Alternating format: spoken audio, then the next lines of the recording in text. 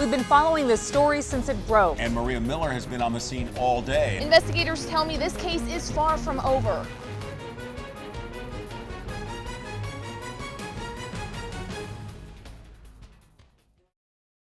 City officials will argue that there was a warning posted on these signs that line the streets of every neighborhood. Now, people we talked with say they know the rules. They just question why they need to follow them when the streets haven't been cleaned for months. There's no question that all playgrounds get run down and need repairs, but at what point? For instance, when we climbed up here, we found this one-time suspension bridge is about to cave in. And when we went a little further, we found an entire section of floorboard that's no longer here.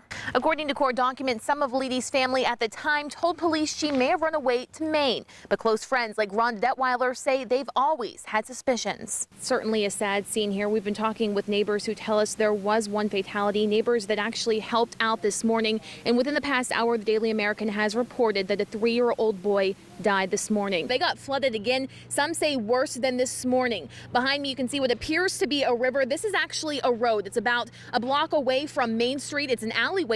Paranormal investigators from all across the country say this is the most haunted room in all of Windburn, and you could stay here with a winning bid. My daughter lives here. He does not live here. I understand that, but police took a large amount of heroin and pills and cash out of here. $28,000 worth of cash here last night.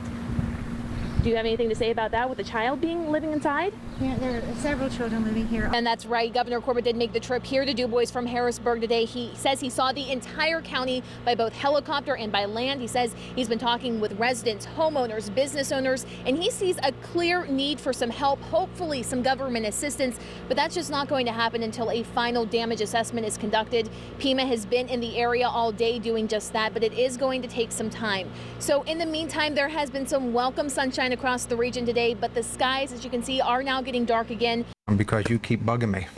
That's Central Cambria Superintendent Vincent DeLeo telling me the reason why he decided to call police after cleaning crews discovered holes in the lockers of a girl's changing room at the high school. Were you ever planning on telling parents, telling the district? No, really, I wasn't. But I mean, now this is going to provide that opportunity. Leedy family has been advised by law enforcement not to talk about the case, but that doesn't mean they can't talk about the years since Sherry disappeared and what it's been like without her.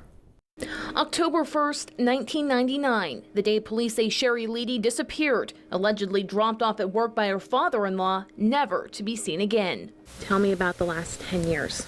Oh, rough. Having them ask questions that I could never answer. You never knew what happened? Never. We were all, it wasn't like her, just to get up and leave. It shocked me. She wouldn't do that to her children? No. Okay. Or to Aaron, for that matter. Sherry's ex-husband, Aaron Leedy, was left to raise their 3 young children by himself. I just never knew, and so I just kind of tried not to think about it too much. How are your children doing? They're doing all right now. Well, not now, but I mean, they're trying their best. Within the past week, police reopened the case and have even made an arrest. Aaron's father, Ken Leedy, has not been charged with Sherry's disappearance, but court documents say he's admitted to killing her, prompting police to search property he owns in Huntington County. I found out a lot the last few days that I've never ever known. And it's really, yeah, it's just very, very hard. Do you believe it? I'd rather not talk anymore, if you don't mind.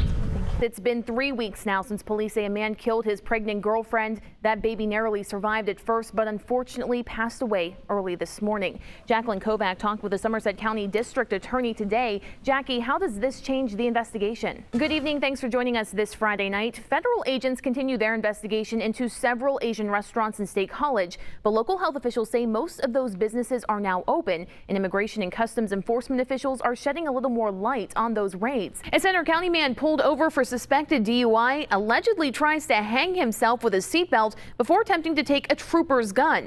That's what state police say happened. Pennsylvania Attorney General Kathleen Kane campaigned on a promise to get to the bottom of the handling of the Jerry Sandusky investigation by state prosecutors. On Monday, that report will finally be released.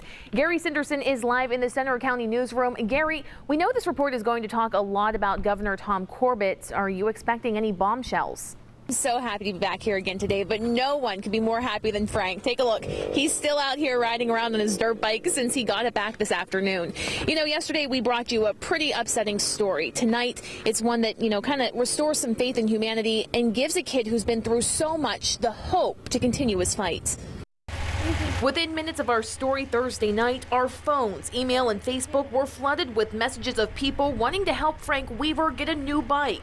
Then around 10 o'clock Friday morning, we got a call almost too hard to believe. I was just riding up the road from my mom, coming from my mom's house. After I left here like 7 o'clock to take my son to school, and I seen his bike sitting here, and I didn't notice the training wheels until I backed in the driveway, and I called Joe. After nearly a week after it was stolen, the bike turned up in front of Bob Kosminski's house on Swank Street, just down the hill from Frank's home. It's horrible. I mean, to still have a handicapped child, any child. We called police, and within minutes, officers from Upper Yoder Township and Johnstown Police showed up and got the bike running. Then, the Upper Yoder Township road crew took it to their garage to put the special training wheels back on and clean it up, just in time for a very special surprise when Frank came home from school Friday afternoon. All smiles and a fist pump when he saw his bike sitting in his front yard and police officers, his idols, standing nearby. They did a really good job. Yeah, what are you going to be doing the next couple of days? Riding this. Ready? 1, 2, 3. However it came back, we just really appreciate being able to have it, but just if anyone takes anything again, just to realize the impact.